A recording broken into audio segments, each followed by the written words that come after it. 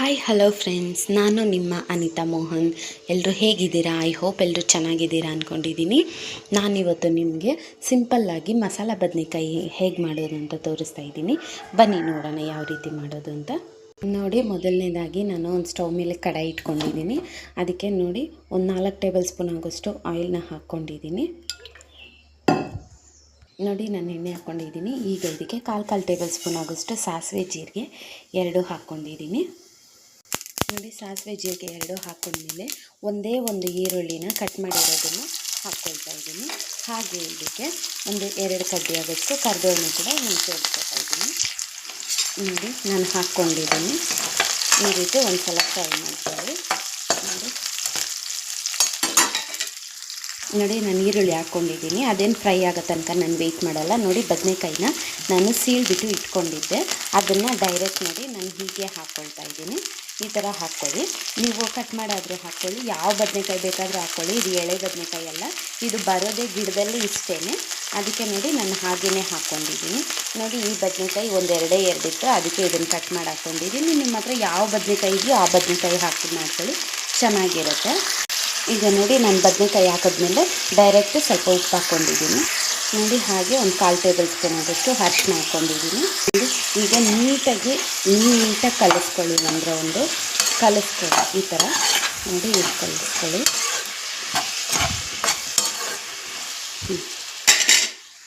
ನೋಡಿ, ನಾನು ನೀಟಾಗಿ ಕಲಿಸ್ಕೊಂಡಿದ್ದೀನಿ. ನಾನು ಹೈ ಫ್ಲೇಮ್ ಆಗಲಿ ಮೀಡಿಯಮ್ ಫ್ಲೇಮ್ ಆಗಲಿ ಇಟ್ಟಿಲ್ಲ, ಲೋ ಫ್ಲೇಮಲ್ಲಿ ಇಟ್ಕೊಂಡಿದ್ದೀನಿ.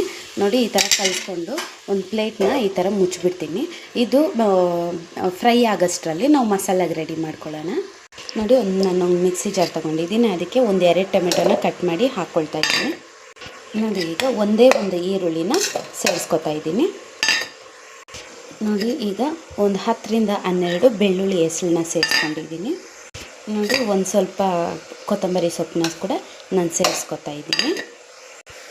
ನೋಡಿ, ಈಗ ಇದಕ್ಕೆ ಒಂದು ಅರ್ಧ ಟೇಬಲ್ ಸ್ಪೂನ್ ಆಗೋಷ್ಟು ಚಿಕನ್ ಮಸಾಲಾನ ಹಾಕ್ಕೊಂಡಿದ್ದೀನಿ. ಇದು ಚಿಕ್ಕದು ಸ್ಪೂನು, ಅದಕ್ಕೆ ನಾನು 2 ಸಲ ತೋರಿಸಿದ್ದೀನಿ. ಅರ್ಧ ಟೇಬಲ್ ಸ್ಪೂನ್ ಆಗೋಷ್ಟು ಚಿಕನ್ ಮಸಾಲ. ನೋಡಿ, ನೀವು ಖಾರಕ್ಕೆ ನೋಡಿಕೊಂಡು ತಗೊಳ್ಳಿ. ನೋಡಿ, ನಾನು ಒಂದು ಅರ್ಧ ಟೇಬಲ್ ಸ್ಪೂನ್ ಆಗೋಷ್ಟು ಸಾಂಬಾರು ಪೌಡರು. ಹಾಗೆ ಇದಕ್ಕೆ ನೋಡಿ ಒಂದು ಅರ್ಧ ಟೇಬಲ್ ಸ್ಪೂನ್ ಆಗೋಷ್ಟು ಧನಿಯಾ ಪೌಡರ್ನ ಕೂಡ ನಾನು ಸೇರಿಸ್ಕೊಂಡಿದ್ದೀನಿ. ಸ್ಪೂನು ಚಿಕ್ಕದು, ಅದಕ್ಕೆ ನಿಮಗೆ ಫುಲ್ ಸ್ಪೂನ್ ಕಾಣಿಸ್ತಾ ಇದೆ. ಅರ್ಧ ಸ್ಪೂನೇ ಅಷ್ಟೇ ನಾನು ತೊಗೊಂಡಿರೋದು ಎಲ್ಲನೂ. ನೋಡಿ, ಈಗ ಚೂರು ಅರಿಶಿನ, ಆವಾಗಲೇನು ಬದನೆಕಾಯಿಗೆ ಹಾಕ್ಕೊಂಡಿರ್ತೀವಿ, ನೋಡಿಕೊಂಡು ಅರಿಶಿನ ಹಾಕ್ಕೊಳ್ಳಿ. ಈಗ ಇದನ್ನು ನೀಟಾಗಿ ನೀರು ಹಾಕಿಬಿಟ್ಟು ಸ್ವಲ್ಪ ಚೆನ್ನಾಗಿ ಗ್ರೈಂಡ್ ಮಾಡ್ಕೊಂಡು ಬರ್ತೀನಿ ನಾನು. ನೋಡಿ, ನಾನು ಗ್ರೈಂಡ್ ಮಾಡ್ಕೊಂಡು ಬಂದಿದ್ದೀನಿ. ಈ ಥರ ಆಗಿದೆ. ಈಗ ಬದನೆಕಾಯಿನ ತೆಗೆದು ನೋಡೋಣ. ನೋಡಿ, ಅರ್ಧದಷ್ಟು ಬದನೆಕಾಯಿ ಚೆನ್ನಾಗಿ ಬೆಂದಿದೆ.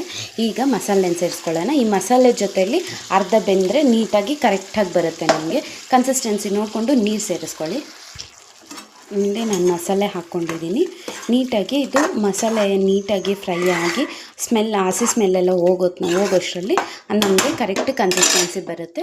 ಈಗ ನೀರು ಸೇರಿಸ್ಕೊಳ್ಳಿ. ನಿಮ್ಮ ನೀರು ಎಷ್ಟು ಕನ್ಸಿಸ್ಟೆನ್ಸಿ ನೋಡಿಕೊಂಡು ನೀರು ಸೇರಿಸ್ಕೊಳ್ಳಿ ನೀವು. ನೋಡಿ, ನಾನು ಈ ಕನ್ಸಿಸ್ಟೆನ್ಸಿ ಇಟ್ಕೊಂಡಿದ್ದೀನಿ. ಇದು ಇನ್ನೂ ಸಾಂಬಾರು ಕಾಯೋಷ್ಟರಲ್ಲಿ ಗಟ್ಟಿ ಬರುತ್ತೆ. ನಿಮಗೆ ಗೊಜ್ಜು ಥರ ಬೇಕಂದರೆ ನೀರು ಸ್ವಲ್ಪ ಕ್ವಾಂಟಿಟಿ ಕಡಿಮೆ ಮಾಡ್ಕೊಳ್ಳಿ. ಈಗ ಉಪ್ಪು ಖಾರ ಎಲ್ಲ ನೀಟಾಗಿ ಚೆಕ್ ಮಾಡ್ಕೊಳ್ಳಿ.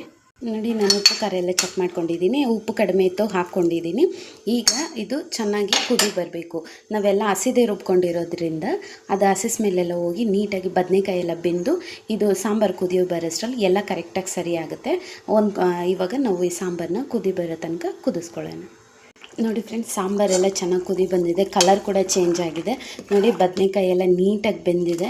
ನನಗೆ ಈ ಕನ್ಸಿಸ್ಟೆನ್ಸಿ ಇದೆ ಸಾಕು. ನನಗೆ ಈ ಕನ್ಸಿಸ್ಟೆನ್ಸಿ ಬೇಕಾಗಿದ್ದು. ನೋಡಿ ಎಷ್ಟು ಚೆನ್ನಾಗಿ ಬಂದಿದೆ ಅಂತ. ಕರೆಕ್ಟಾಗಿ ಬೆಂದಿದೆ. ಈಗ ಹಸಿ ಸ್ಮೆಲ್ಲೆಲ್ಲ ಹೋಗಿದೆ. ಉಪ್ಪು ಖಾರ ಎಲ್ಲ ಕರೆಕ್ಟಾಗಿ ಪರ್ಫೆಕ್ಟಾಗಿದೆ. ನೀವು ಮನೇಲಿ ಈ ರೆಸಿಪಿನ ಟ್ರೈ ಮಾಡಿ ಹೇಗೆ ಬಂತು ಅಂತ ನನ್ನ ಕಮೆಂಟ್ ಸೆಕ್ಷನಲ್ಲಿ ತಿಳಿಸಿ. ಹಾಗೆ ವಿಡಿಯೋ ಇಷ್ಟ ಆಗಿದರೆ ಪ್ಲೀಸ್ ಒಂದು ಲೈಕ್ ಮಾಡಿ, ಶೇರ್ ಮಾಡಿ, ಹಾಗೆ ನನ್ನ ಚಾನಲ್ನ ಸಬ್ಸ್ಕ್ರೈಬ್ ಮಾಡ್ಕೊಳ್ಳಿ. ವಿಡಿಯೋ ನೋಡೋದಕ್ಕಾಗಿ ಎಲ್ರಿಗೂ ಧನ್ಯವಾದಗಳು. Thank you friends.